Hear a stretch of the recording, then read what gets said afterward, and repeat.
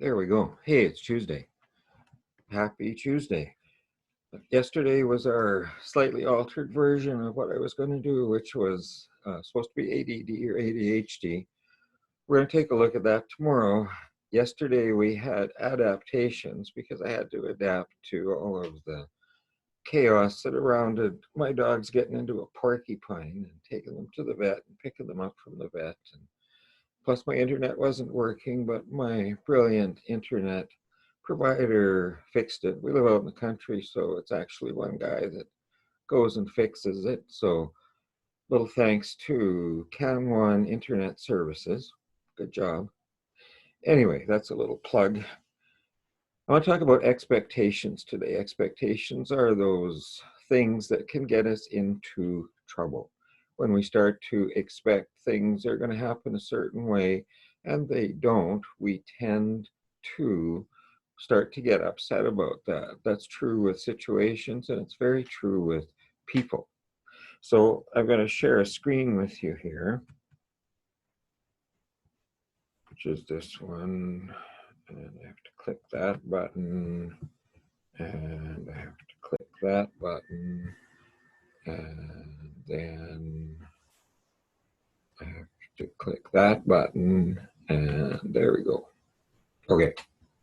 Expectations, premeditated resentments. Really what happens when we set ourselves up to think something's supposed to be a certain way and it isn't, we get perturbed, we get upset.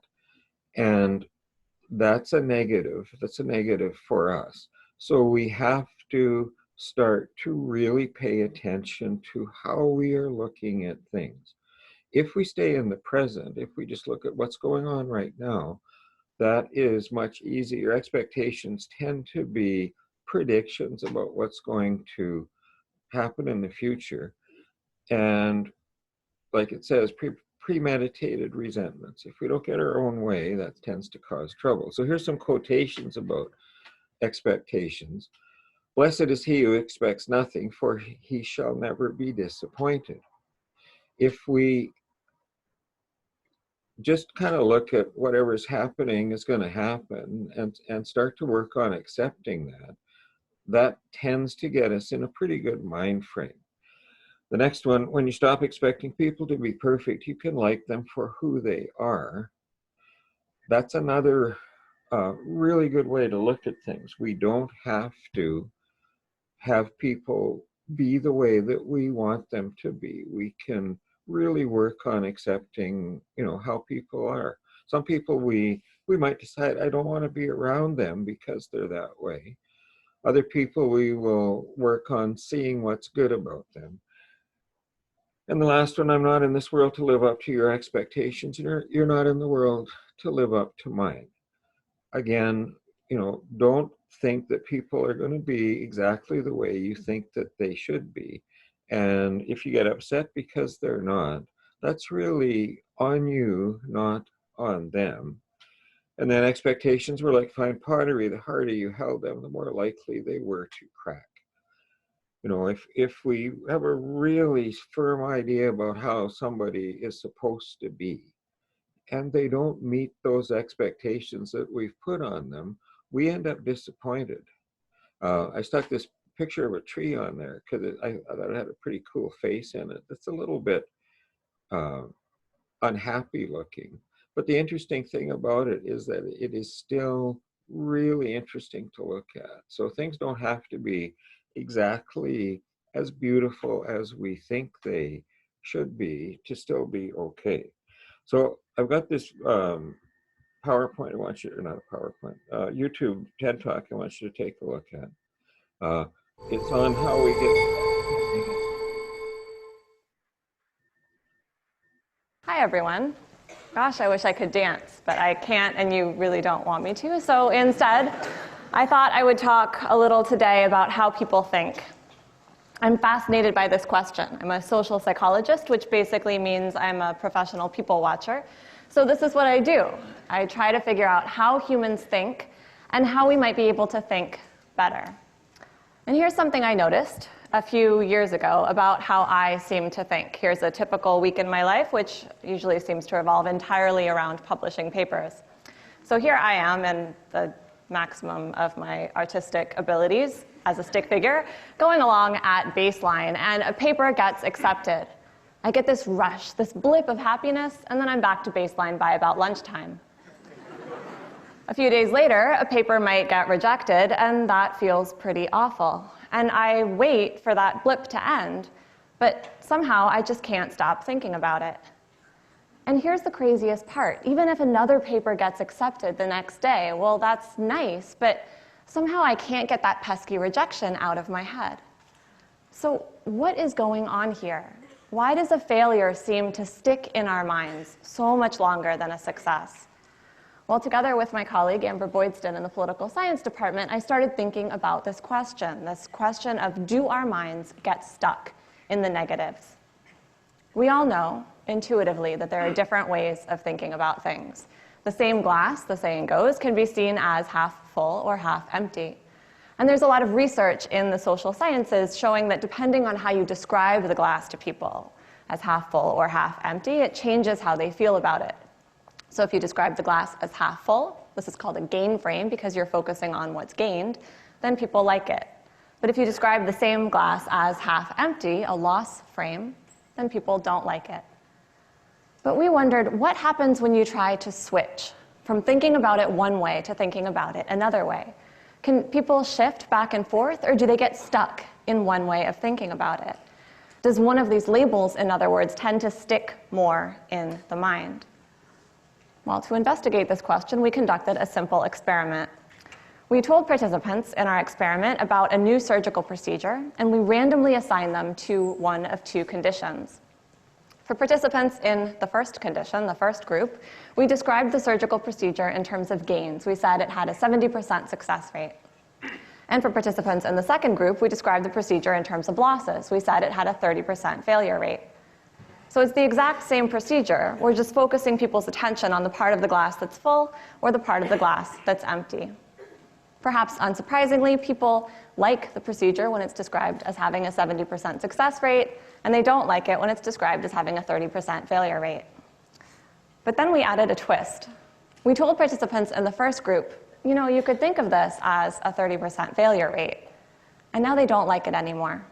They've changed their minds. And we told participants in the second group, you could think of this as a 70% success rate, but unlike the first group, they stuck with their initial opinion. They seemed to be stuck in the initial loss frame that they saw at the beginning of the study. We conducted another experiment. This time we told participants about the current governor of an important state who was running for re-election against his opponent.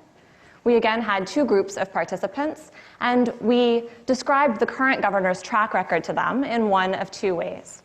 We said that when the current governor took office, statewide budget cuts were expected to affect about 10,000 jobs.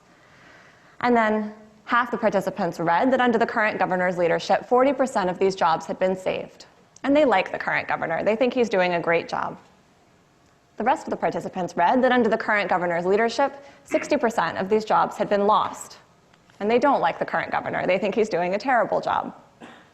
But then, once more, we added a twist. For participants in the first group, we reframed the information in terms of losses. And now they didn't like the current governor anymore. And for participants in the second group, we reframed the information in terms of gains. But just like in the first study, this didn't seem to matter. People in this group still didn't like the current governor. So notice what this means. Once the loss frame gets in there, it sticks. People can't go back to thinking about jobs saved once they've thought about jobs lost. So in both of these scenarios, actually, the current governor gets ousted in favor of his opponent. Well, at this point, we were getting curious. Why does this happen? Could it be that it's actually mentally harder for people to convert from losses to gains than it is for them to go from gains to losses? So we conducted a third study to test how easily people could convert from one frame to another. This time, we told participants, imagine there's been an outbreak of an unusual disease and 600 lives are at stake. And we asked participants in one group, if 100 lives are saved, how many will be lost? And we asked participants in the other group, if 100 lives are lost, how many will be saved? So everyone just has to calculate 600 minus 100 and come up with the answer of 500. But whereas people in one group have to convert from gains to losses in order to do that, people in the second group have to convert from losses to gains. We timed how long it took them to solve this simple math problem. And what we found was that when people had to convert from gains to losses, they could solve the problem quite quickly. It took them about 7 seconds on average. But when they had to convert from losses to gains, well, now it took them far longer, almost 11 seconds. So this suggests that once we think about something as a loss, that way of thinking about it tends to stick in our heads and to resist our attempts to change it. What I take away from this research and from related research is that our view of the world has a fundamental tendency to tilt toward the negative. It's pretty easy to go from good to bad, but far harder to shift from bad to good. We literally have to work harder to see the upside of things. And this matters. So think about the economy. Here's economic well-being from 2007 to 2010. And you can see it tanked, just like we all remember. And then by late 2010, it had recovered by most objective measures. But here's consumer confidence over the same time period. You can see it tanks right along with the economy, but then it seems to get stuck. Instead of rebounding with the economy itself, consumers seem to be psychologically stuck back there in the recession. So oddly then, it may take more effort to change our minds about how the economy is doing than to change the economy itself. On a more personal level, what this research means to me is that you have to work to see the upside. Literally, this takes work. This takes effort. And you can practice this. You can train your mind to do this better. There is research out of UC Davis showing that just writing for a few minutes each day about things that you're grateful for can dramatically boost your happiness and well-being and even your health. We can also rehearse good news and share it with others. We tend to think, right, that misery loves company, that venting will help get rid of our negative emotions, that we'll feel better if we just talk about how terrible our day was. And so we talk, and we talk, and we talk about the boss who's driving us crazy, and the friend who never called us back, and the meeting at work where every little thing that could go wrong did. But we forget to talk about the good stuff. And yet that's exactly where our minds need the most practice. So my husband, who has this disconcerting habit of listening to what I say other people should do and then pointing out that, technically speaking, I'm a person too, has taken to listening to me for about 2 minutes on days when I come home all grumpy and complaining about everything. And he listens, and he says, okay, but what happened today that was good? And so I tell him about the student who came up to me after class with this really interesting, insightful question. And I tell him about the friend who emailed me out of the blue this morning just to say hello. And somewhere in the telling, I start to smile. And I start to think that maybe my day was pretty decent after all. I think we can also work in our communities to focus on the upside. We can be more aware that bad tends to stick. One mean comment can stick with somebody all day, all week even. And bad tends to propagate itself, right? Somebody snaps at you and you snap back, and you snap at the next guy too. But what if the next time somebody snapped at you, you forgave them? What if the next time you had a really grumpy waitress, you left her an extra large tip? Our minds may be built to look for negative information and to hold on to it. But we can also retrain our minds if we put some effort into it and start to see that the glass may be a little more full than we initially thought. Thank you. Thank you. Now I gotta get out of here. Okay, so here is a job or a challenge or an opportunity. For the next 3 days, once an hour, write down something that you saw, that you felt, that you heard, that you smelled, or that you tasted that you liked. enjoyed or thought was beautiful or interesting. And then pay attention to how that makes you feel. How do you feel when you focus on what's good? If you're up for 16 hours a day, you're going to have, in 2 days, 32 things. In 4 days, 64 things that you focused on that you liked. And that's going to change how you feel. Wayne Dyer said something really important. He said, when you change the way you look at things, the things you look at change. I should know. Yeah, you're a good girl. Anyway, you guys have a good day. I will be back tomorrow. Thank you. How do I do this? Okay, stop share. So it gets very complicated. And recording. Thanks.